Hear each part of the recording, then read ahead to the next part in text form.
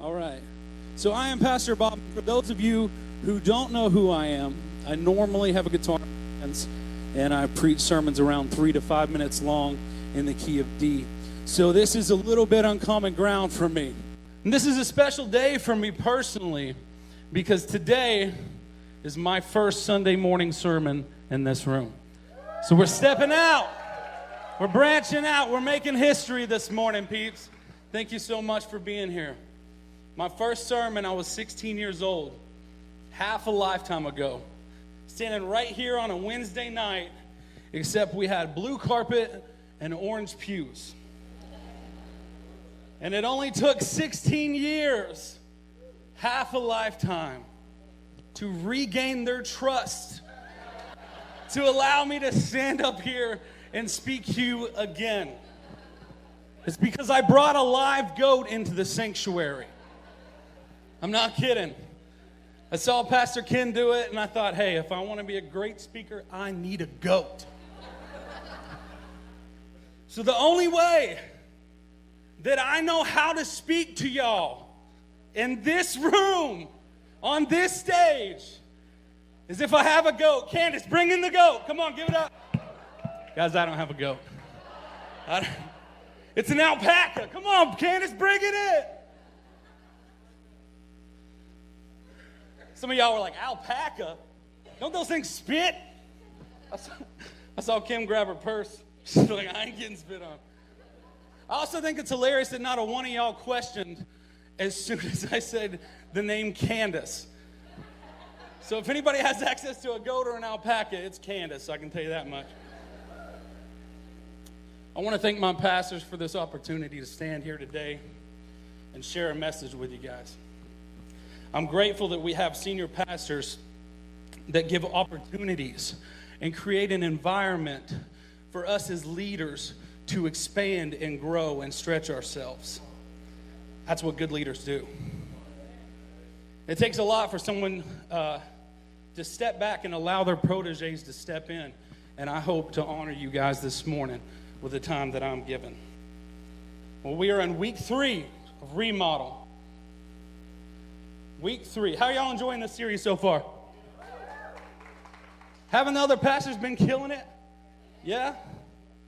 Pastor Amanda's kicked us off with a message about hearing the voice of God. I love hearing Pastor Amanda speak. She has an incredible way of delivering a message with the heart of a teacher, and she's a fantastic communicator.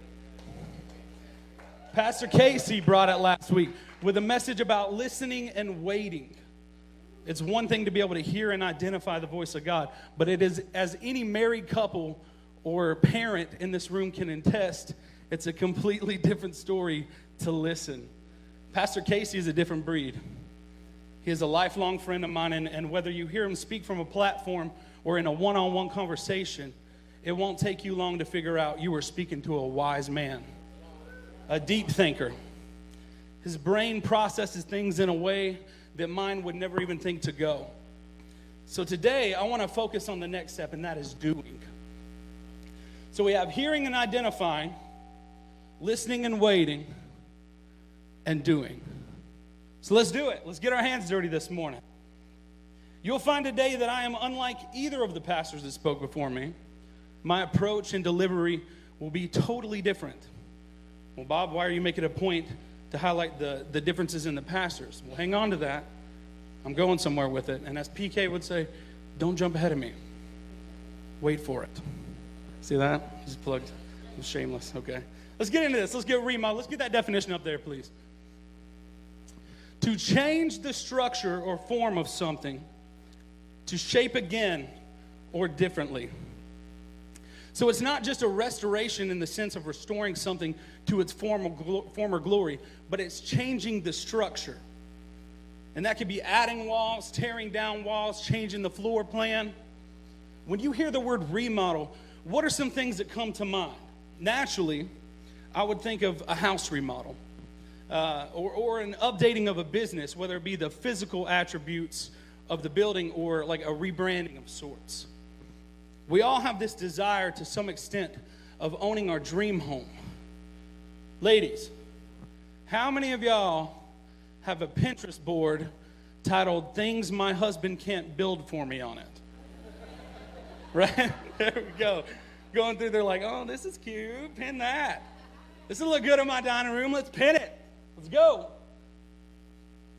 I've been in quite a few remodeling projects in my life, okay? I'm great at demo. I'm really good at it. It's my favorite. Give me a sledgehammer, you won't have a house in 45 minutes, I guarantee it. In fact, you give me a sledgehammer, this is what you get. Let's pull that up. Right there. That's what you get. You're welcome. Who wouldn't want that? Let's go to that next picture, please. Guys, that's a chimney. As a teenager, Kevin Heumann hired me to tear out some chimneys in some rental houses that he had bought. He goes to pick up lunch, comes back, the chimney's sitting out in the front yard. I found my purpose. I got inspired. So inspired that one night I'm laying in bed and this thought hits me. I need a gazebo in my room. Guys, I lived in a single-wide trailer and I need a gazebo in my room. So I stayed up all night drawing out plans, and as soon as the sun came up, I got straight to work. We had some old wood laying around 5:30, 6 a.m. in a trailer park. I'm outside sawing wood and hammering. I'm getting to it. My neighbors loved me. I was their favorite. My gazebo was poorly built. I had no idea what I was doing, but I was proud of it.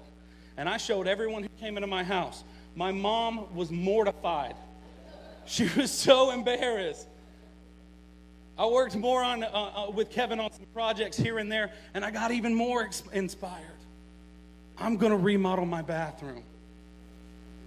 My mom comes out of her room one day, and I have everything tore out. I've got carpet, toilet, shower, the works, all of it sitting in the living room, right?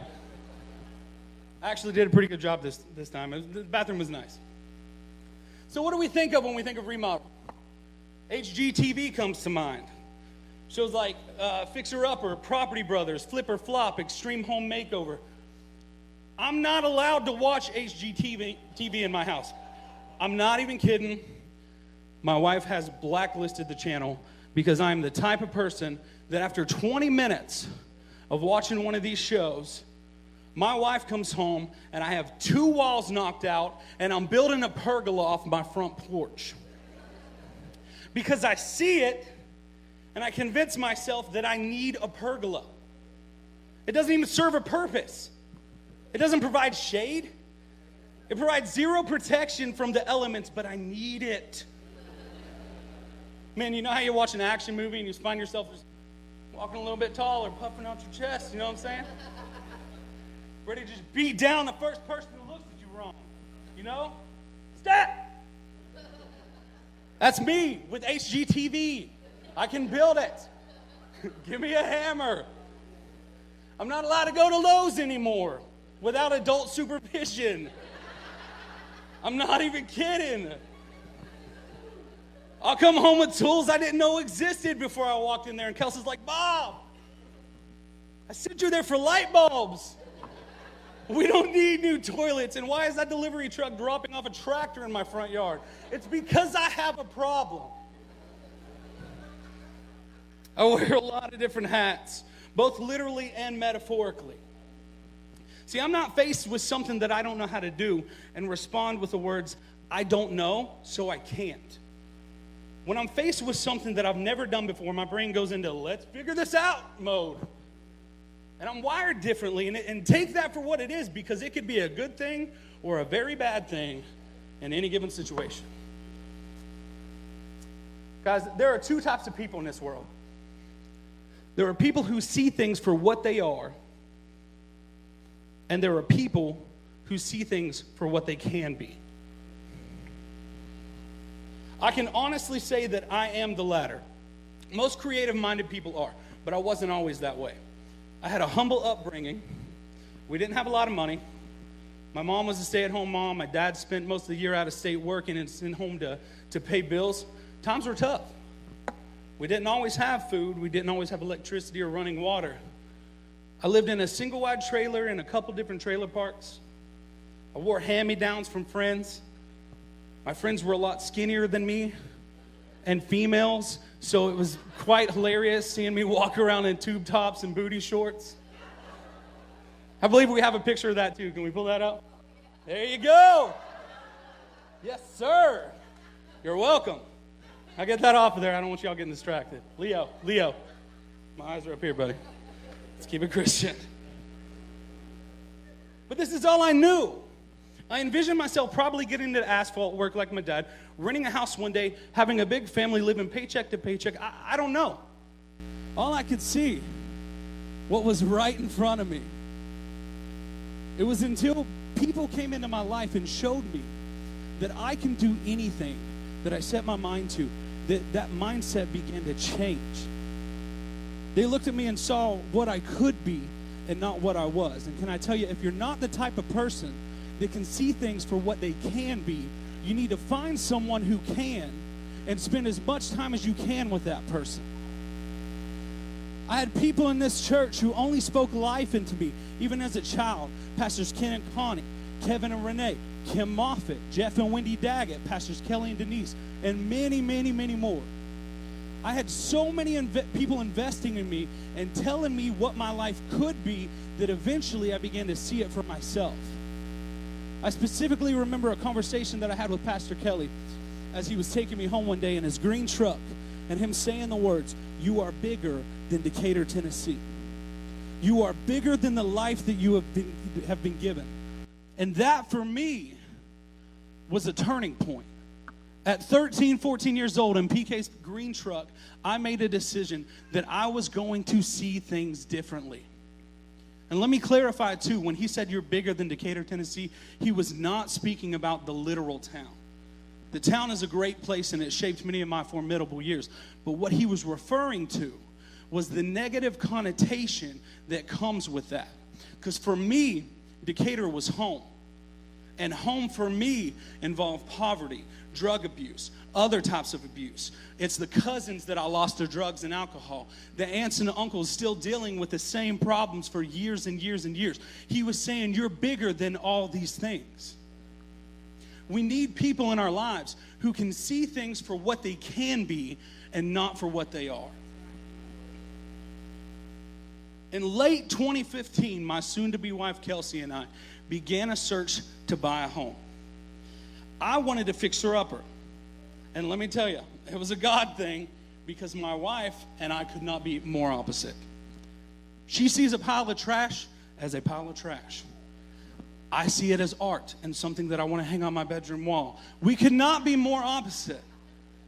But I want to give a special shout out to the people who began to open her eyes and show her that she too can see things differently. Let's pull that up. Chip and Joanna Gaines from Fixer Upper.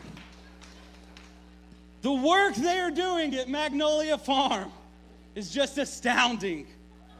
Thank you, Joanna, for standing in the middle of a room, pointing your finger and giving orders while Chip does the back-breaking labor. You inspired my wife, Joanna, that she too can stand in the middle of a room, point her fingers and give orders while I do the back-breaking labor. Thank you, Joanna. Thanks. Kels told me one day I want to fix her up, and I about lost it. I knew specifically what I wanted in a home, and there was no house around here that you can find with a pre-built recording studio, so I knew that there was going to be some work going into it. We looked at house after house after house, and nothing really just spoke to us. Nothing really just jumped out as a clear winner. We saw one house that was definitely an amazing price, and we'd be able to sink more money into it, but it had foundation problems. And even I know my limits. One day we get a call from the realtor to come check out this home. We show up for a walkthrough, and my mind is buzzing. This place looked like something completely out of the 70s. It had green shag carpet, bright purple walls. One bathroom had all blue everything, blue toilet, blue shower, blue sink, unfinished areas downstairs, outdated everything. And I'm not kidding when I tell you this. The thing that sold me on the house was the light switches in the downstairs hallway. They had zoo animals carved into the cover. And I turned to my wife, and we knew this was it. This was it. It was absolutely perfect. Not as it was, though. As it was a freaking dumpster fire. But it was perfect for what it could be because it had good bones. It was owned by an elderly lady. And we knew that before we officially knew that was the case. Because I pulled off 146 shelves off of the walls of my house. And no house ever needs that many shelves. It's unnecessary. And I know, because I lived in the South my whole life, and because I had a grandma, that at one time all those shelves held up knickknacks. And if you don't know what a knickknack is, you didn't have a grandma. Grandmas love their knickknacks. So we put in an offer, we closed, and bam. Now I have the biggest remodeling project I've ever been a part of. And I learned a lot during this process, during this time. And I've compiled a list to help out anyone that is going through that remodeling process. So here it is, Pastor Bob's Declassified Survival Guide to Remodeling. Number 1, it will cost you. Not just financially, but it costs energy and time. You got to count the cost before you go into it. Jesus said this in Luke 14:28. He said, suppose one of you wants to build a tower. Won't you first sit down and estimate the cost to see if you have enough money to complete it? For if you lay the foundation and are not able to finish it, everyone who sees it will ridicule you, saying this person began to build and was not able to finish. We signed the papers on January 8th, 2016, and Kramer, the other guitar player, and we moved in the very same day. I got to work that very same day, and that work didn't end for 3 months. Every day, 16 to 20-hour days, sometimes all-nighters, I worked constantly to make the changes that I could see in my head. See, we had a deadline of 3 months with our construction loan, so I knew going into it that it was going to be a lot of work and a very little time. Because we tore out walls, we built new walls, we restructured the layout plans, we completely overhauled the bathrooms and kitchen, stripped them down to the subfloor and started new, redid electrical, redid plumbing, new doors, new insulation. I mean, it was insane, the amount of work that went into it.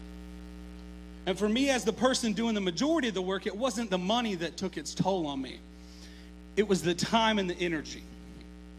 I was exhausted and proud of the work that had been done. And I tell everyone, I'm glad I did it, but I'll never do it again. Never do it again. When you go through a personal remodel, you have to count the costs. Understand that it's going to take energy and time. It's going to involve effort to do the work necessary. It takes work. Number 2, it's a process. It didn't happen overnight. It was something that I woke up every day knowing that there was work to be done. Some days I got more things accomplished than others, but nonetheless, I was constantly working towards the end goal. Change doesn't happen overnight. It takes a while. A lot of patience and keeping focus on the end goal was what kept me sane. And when you make the decision to do any type of work, especially on yourself, it's a process. You gotta remember that, guys. Number 3, morale will waver. Day 1, my feet were running before they hit the ground. The sheer excitement of getting my hands dirty and seeing the process unfold was exhilarating. About a month and a half into the project, I was done. The house wasn't done, but I was done. I was sick of breathing drywall dust, sick of hurting, sick of the mess. It felt like I'd bit off more than I could chew at times. At times, I wanted to punch through the wall that I just put up. But I also knew that no matter how I was feeling at the time, that it wouldn't be completed until I completed it. So I kept my head down and I continued to work. You know why? Because I didn't want to settle for what I wanted in that moment of frustration and exhaustion, a break. I didn't want to settle for that. To me, having a finished home for my family was more important. And some of y'all this morning, some of y'all have settled for what you want right now instead of seeing it through and having what you always dreamt of. When you start the process, You too will be fueled by adrenaline and excitement. And these times are great, but there are always valleys. Always. Don't get discouraged when you make mistakes. Instead, learn from them and keep moving forward. Don't settle. This next one, God, this is hard for me. Forget perfection, strive for excellence. This is still to this day something that I have to remind myself. I am a perfectionist, and it's a bad thing. Well, Bob, I'm a perfectionist, and it's not a bad thing. It's a very good thing. I'm driven. That's what you sound like. No, it's a bad thing. We had 3 months to get everything finished before the appraiser came, and I quickly had to realize that not everything was going to be perfect. Because when I focus on making something perfect, I spend way more time on it than I should. And I'm always disappointed with the end result because guess what? It's still not perfect. I did it. I would have never met the deadline had I not figured this out when I did. I had 3 short months. Life is short. Stop trying to be perfect and hating yourself when you fall short. When we set such high expectations for ourselves that are just impossible to obtain, we end up feeling worse about ourselves because we are constantly missing the mark, guys. Make mistakes. You're going to. Learn from them and move on. Try not to do it again. God does not call us to be perfect, but He does call us to strive for excellence. Bill Johnson, in his book, The Way of Life, says, perfectionism is religion, while excellence is kingdom. Excellence is doing and becoming our best in any situation or task. Key word there, becoming. And right now, your best is not the best that it's ever going to be.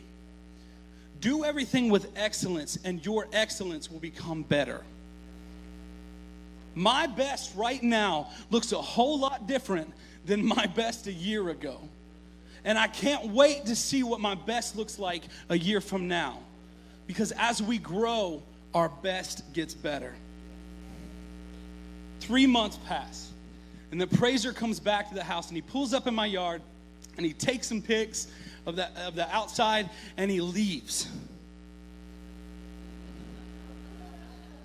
He didn't even pull in my driveway. I'm standing inside, like, I don't know why I was wearing a tie, but I was wearing a tie. I was like really excited about it. I'm like, all right, let's go. But I didn't want to, like I'm kind of like peeking out, but I didn't want him to know that I was peeking out. I knew he was there. I'm waiting on him. We get the papers back stating that the value of the house had not changed. I was so discouraged. See, up until this point, all the work that was done was on the inside. We had not even touched the outside. We dumped $35,000 into this house, and homeboy is barely going to step out of his car and tell me that my house's worth has not gone up in value. You got me messed up. I'm mad. He never even set foot inside. And this is for somebody. Let's put that up there. Don't allow anyone to appraise you from a distance.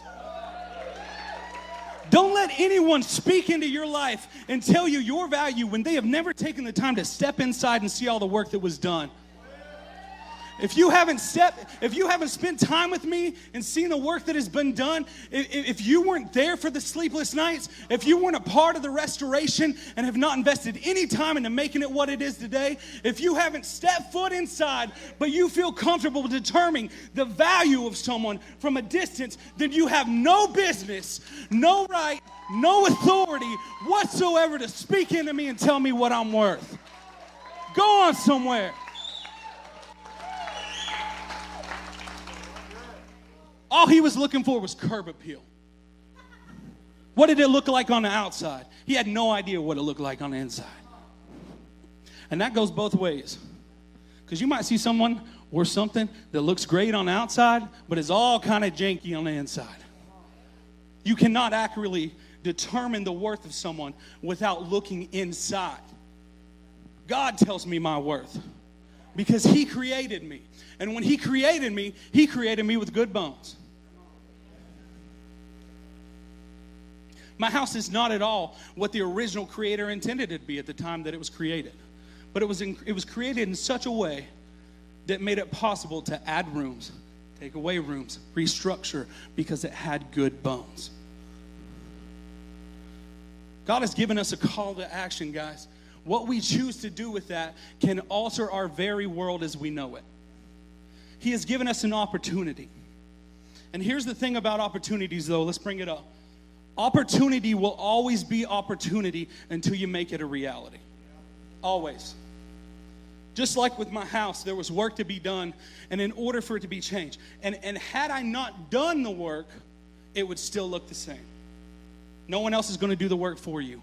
God works in us, but I believe He expects us to get to work too, guys. So that's my first main point this morning. Let's get to work. Let's get to work. Pastor Kelly and I were talking this week, and he showed me this meme. It goes along exactly with what I'm talking about. Let's pull it up. It says, God is in control, but He doesn't expect you to lean on a shovel and pray for a hole. Prayer's vital, guys, but we got to put in the work too. In the book of Ezra, we learn that Cyrus, the king of Persia, decides to give back the rights of Jerusalem to the Jews that were exiled by King Nebuchadnezzar some 100 years earlier. See, King Nebuchadnezzar, who was known for his mighty armies and the destruction of cities, he swept through and he destroyed the temple of God in Jerusalem and stole all the valuables inside. He took everything from them. And when Cyrus became king, he ordered his servants to go to the Babylonian vaults and retrieve all that King Nebuchadnezzar had took from the temple. Here's a list of it. Let's pull that up. 30 gold dishes, 1,000 silver dishes, 29 silver pans, 30 gold bowls, 410 duplicate silver bowls, 1,000 miscellaneous items. Let's go to the next one. All told, there were 5,400 gold and silver articles that Sheshbazzar took with them when he brought the exiles back from Babylon to Jerusalem. He brought back all the remaining exiles so that they may rebuild their homes and have Jerusalem back, so that they could rebuild the temple of God. The numbers of the returning Israelites by families of origin were as follows. And we're not going to read these, but I want you to see them. Let's go to the next one. Go to the next one. Come on. Keep it coming. Keep it coming. Keep it coming. Keep it coming. Keep it coming. Come on. Let's stop right there. The total count for the congregation was 42,360. That did not include the male and female slaves, which numbered 7,337. There were also 200 male and female singers, and they had 736 horses, 245 mules, 435 camels, and 6,720 donkeys. Well, Pastor Bob, couldn't you just say there were 42,000 plus people that came back? You couldn't have just led with that? Instead of making us look at 15 slides of names we can't pronounce? It's because the author found it important to specifically list them in detail. So that tells me that they were people, and they were families, and they were not just numbers. They were valuable. Also, why are the singers mentioned dead last with the livestock? I'm offended. But also, I work with singers, and they are divas. So I'd put them in the back too.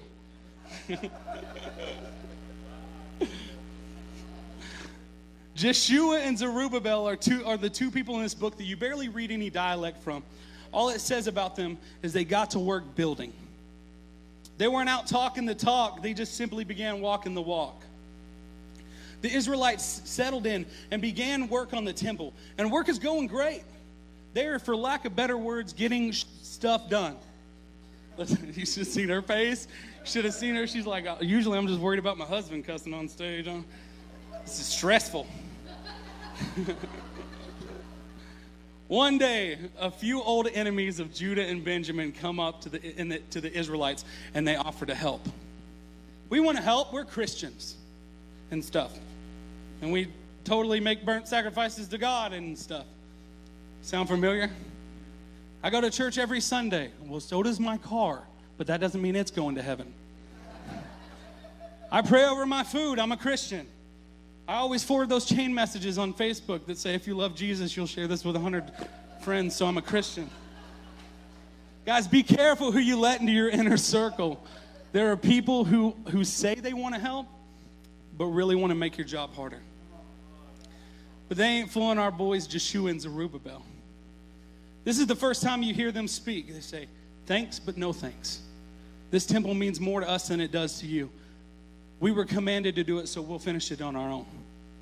Listen, these jerks harassed the Jews for 15 years throughout the lifetime of Cyrus and into the reign of King Darius. They slandered them. They harassed them while they worked, and they even hired propagandists to tear down their efforts. They wrote letters to other kings, Xerxes and Artaxerxes, to get them shut down, and it finally worked. These Jews are evil. They aren't going to pay taxes, and you'll have no control of them. Artaxerxes is like, well, we can't have that. Not today. And you can bet that. Shut them down. So he does. And they stayed shut down until the second year of King Darius' reign. But I love how this is written because it's so blunt. Haggai and Zechariah were still preaching, and the Bible says Joshua and Zerubbabel just got back to work. What happened? What changed? They were forced into a time of waiting, so they waited. And when it was time to get back to work, they just got back to work. They didn't wait any longer than they had to. They waited when they were supposed to wait, and they worked when it was time to work.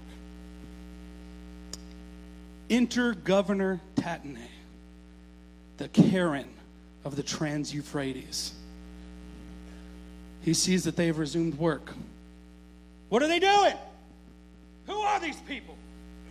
Who gave them authority to do this? I want their names and badge numbers. Tatnai was such a Karen. I demand to speak to your manager. I'm sure that's what he sounded like. The managers, Joshua and Zerubbabel, calmly explained the situation that King Cyrus said they could rebuild. Ezra 5:5 says this. It says, but the eye of their God was watching over the elders of the Jews, and they were not stopped until a report could go to Darius and his written reply be received. How many here ever worked in restaurant or customer service? You ever dealt with a Karen? Oh, this Karen wasn't done. Not you, Karen. You're so sweet. I'm so sorry. I didn't even think about that. It's a different kind of Karen. But this Karen was not done. And he was going to talk to the manager of all managers, King Darius. Tatnai writes a letter to Darius, the now king. And this is my paraphrasing of the letter. But here's the gist of how it went down. O King Darius, cordial greetings. It's me, Governor Tattletale, official Karen of the Trans-Euphrates. These Jews are building over here, and they said that King Cyrus told them they could. Well, I find that hard to believe, since he is dead, and they are not supposed to be doing this. Now, if it pleases the king, let a search be made in the royal archives of Babylon to see if King Cyrus did, in fact, issue a decree to rebuild this house of God in Jerusalem.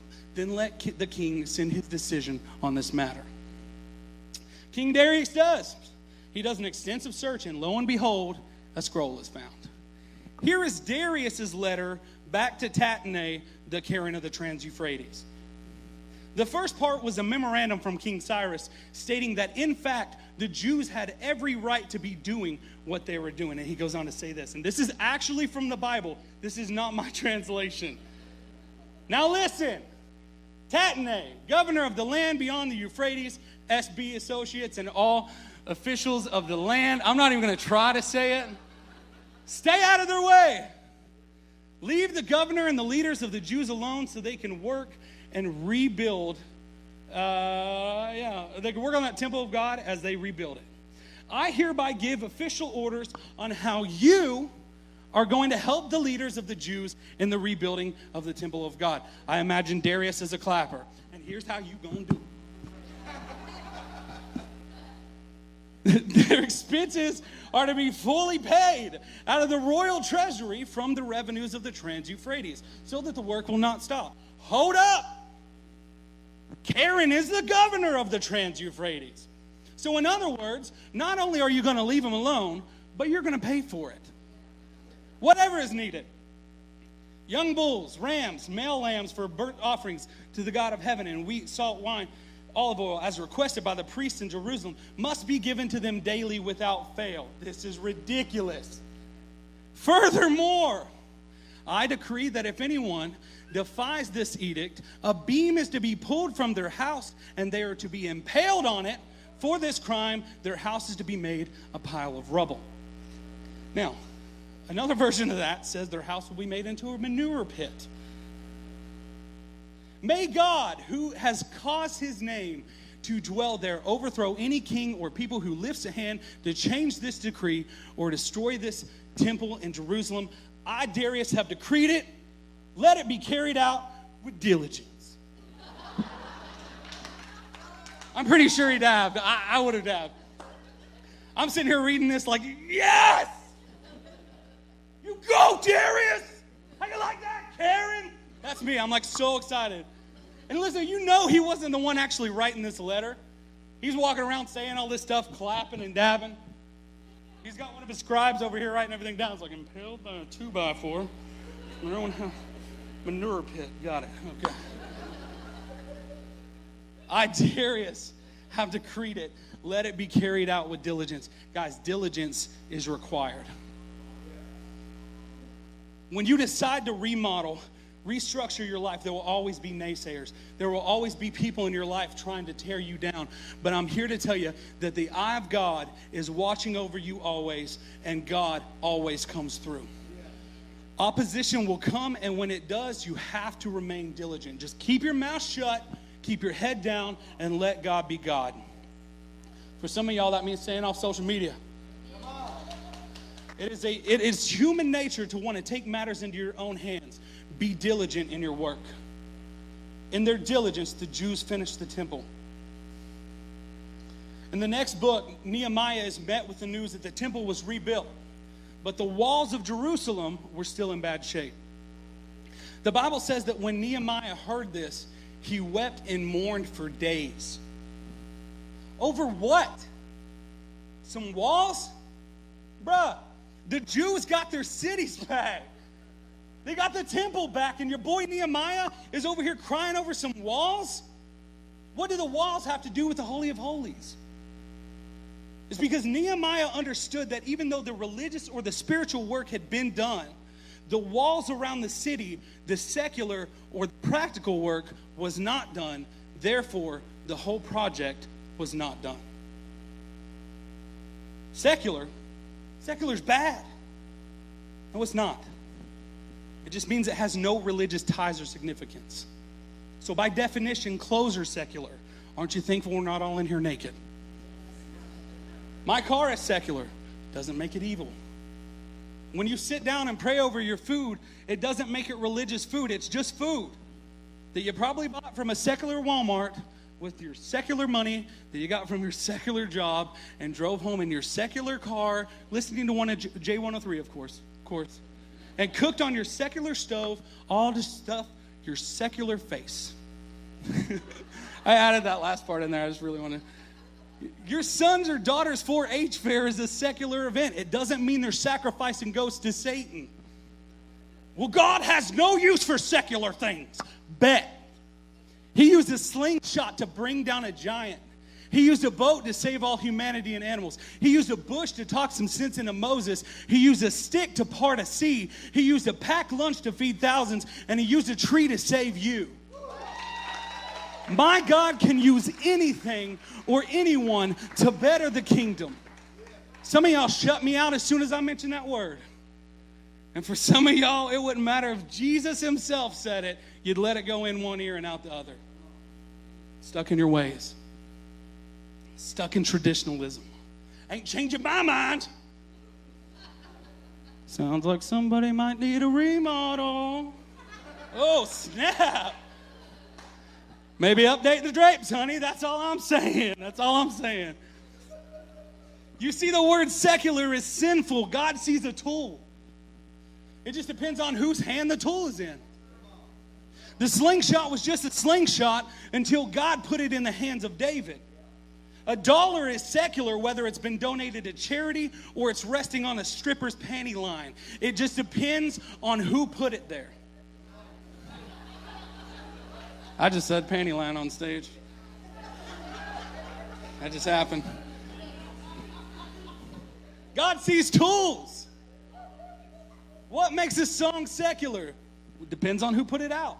What's the intent behind the message? Our summer concert series is coming up. and we have gotten so much flack for playing a secular song each week. Centuries, the Easter drama, is loaded with secular songs. And we see no less than 50 souls saved each time we put it on. So for every hateful comment that we receive, heaven has received another lost soul. All because we decided not to try to put God in a box and tell him what tools we think he should use. And I will take that any day. God can use anything. See, walls are exactly that. They're walls. They could still use the temple and live in the homes without the walls around the city. They held no spiritual significance, but the walls helped to protect everything valuable within the city. That was the role they provided. Not only were they used to keep the bad out, but they kept the good in. Are you following me this morning? They protected all of the items that Cyrus gave back. They protected all of the people working within the temple. All 42,000 plus that the author found it so important to mention by name and dedicate an entire chapter to. That's what they did. Nehemiah understood how the spiritual and the secular can work hand in hand. Well, Pastor Bob, I can't be used. I'm not a good speaker. I can't preach. I can't sing. I can't play an instrument. I don't feel comfortable praying out loud. I'm content with just coming to church and just listening to someone else do it. Just because you are not a pastor does not mean that God doesn't want to use you. I find it interesting that the reason why the temple was rebuilt was not because of the priests, but because of Jeshua and Zerubbabel, two guys whose actions spoke louder than any words. Heck, in the book of Ezra doesn't even show up until chapter 7. 50 years after the temple. Homeboy's late to his own book. There's only 10 chapters in Ezra. Should have been called Jeshua and Zerubbabel. Do awesome stuff because they're cool. God doesn't want or need us to all be pastors. He just wants someone willing to put your head down and get to work. Pastor Kelly said it a few weeks ago. I only have this, or I only can do this. Perfect, because that's all God needs is your only. He can do so much more with your only. Stop waiting for a divine intervention or for an angel of God to show up and tell you what it is you need to do. God has already equipped you with everything you need to get stuff done. Love God, love people, serve others. Do that. And do it the way you know how. That's kingdom. We have to see things for what they can be. Do the work and do it diligently. And I believe God is calling us to expand. What does that mean? Let's pull that up. That's your third point, expand. It could mean learning new skills, stepping out of your comfort zone, doing something different. Maybe it's tearing down a wall for a more open concept, tearing down walls and letting people in. Maybe it's putting walls up. Some people have access to areas in your life that have no business being there. God created us with good bones. Therefore, he created us in such a way that we too can be remodeled. Let's wrap this up. I want to look at the parable of the talents. I feel like this parable really just sums up everything for me. Everything that we've discussed today. We've all heard the story. Master gives 5 talents to one servant, 2 talents to another, and 1 talent to another. Now, a talent is a unit of measurement used to determine the weight of gold or silver. Kind of like in the UK, it's like pounds or quid.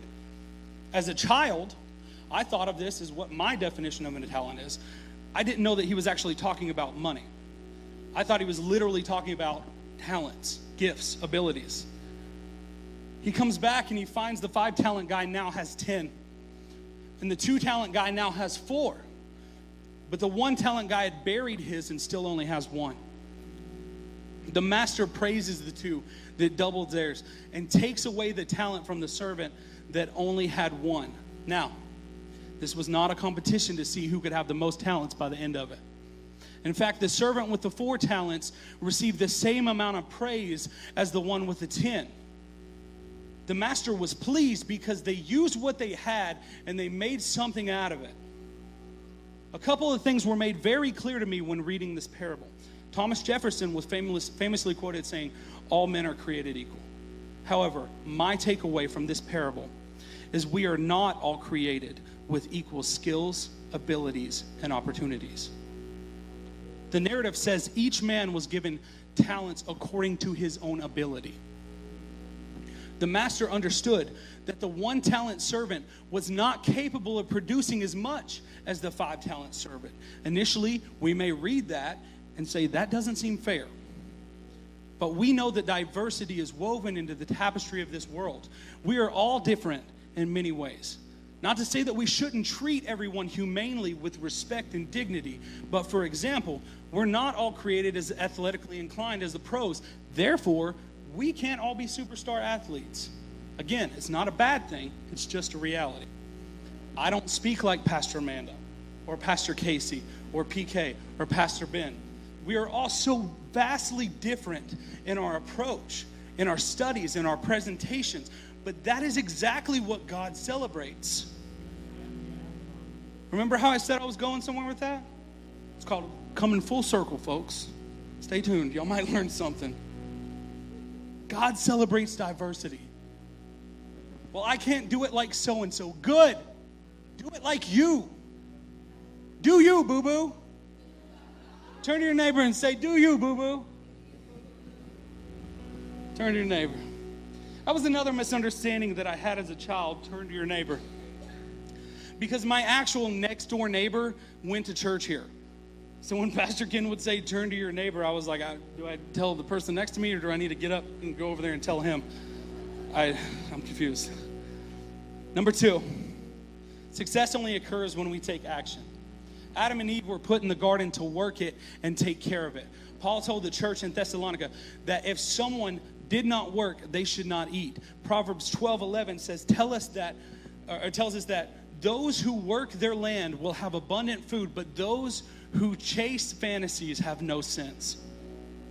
A farmer has to work the land to get the crops. The man receiving only 1 talent did not work, and as a result, he earned nothing in return. Out of fear, he kept his talent buried. The passage says, and thus guaranteeing that it would not be lost, or in other words, that he would not fail. Instead, the master took it away because he was too afraid to use it. It's our job to be faithful with all that God has given us. Biblical success is working diligently in the here and now, using all the talents that God has given to produce the return expected by God.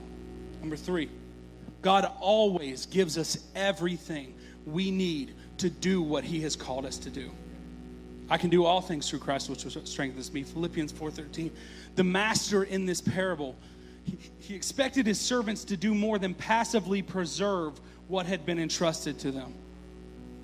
God expects us to generate a return by using our skills and abilities towards a productive end. The servant with the 5 talents had everything necessary to produce 5 more. The servant with the 2 talents had everything necessary to produce 2 more. The servant with the 1 talent had everything necessary to produce 1 more. But out of fear, he chose to do nothing. Fear triumphs faith if we let it. Fear triumphs mission if we let it. Fear makes cowards of us all if we listen to the message more than God's words. And lastly, we will be held accountable. The unfaithful servant in this parable did not waste the master's money. He wasted an opportunity. As a result, he was judged wicked and lazy. I'm sure we have all felt that wasted opportunity from time to time. We are responsible for what we have been given, and one day we will be held accountable. I don't know about you, but when I stand before God, I want to hear those words. Well done, my good and faithful servant. Do you know what the reward was for the other 2 servants? More work. The reward is responsibility. Don't be afraid to fail. I think failure is vital to any kind of success. Failure can be a good thing. We can learn from failing. But when we fear failure so much that we never even try, we miss out on the opportunities that God gives us, and that's just tragic. This is not a parable about 2 success stories and a failure. I'm going to be very clear when I say this. The 1 talent servant did not fail. He didn't even try. And that's worse. We recently refinished painting the exterior of our house. 2 weeks and 36 gallons of paint later, I find myself back at Lowe's needing more paint and having a conversation with a stranger, which is not unusual for me. I have no problem meeting people. It's just who I am.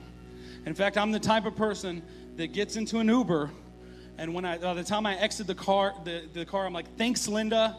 I don't care what anybody says. You're a good mom, and you will get custody of your kids again. Love you, girl. Never met a stranger. I'm standing in line, and there's a lady next to me, and she watches me as I order more paint. And she waits patiently for me to get finished. And I hear her say, "It never stops, huh?" I said, "I'm sorry?" She said, "The work never stops when you're a homeowner." I said, "Tell me about it." We continued to talk until she received her paint and walked away. And I learned that she owned houses in South Carolina and painted a fence for a client, and the client didn't want the fence, so then they had to remove the fence. We talked a lot. But the one thing that she said, and it's my last point, the work never stops. I've heard it 1,000 times, but it stuck out to me more than ever that day. It was a reminder and a revelation at the same time, because not only does the work never stop for us as Christians, but God as the owner never stops working in us. Just like the homeowner, there will never be a time when the work is completely finished until you're finished. There will always be a wall that needs painted or touched up, or a leaky pipe needing fixed. No matter how old you are, you're not done, and He is not done with you. Some of us are major projects. Some of us just need an updated paint job. But either way, all of us need work, because God never stops working. Thank you.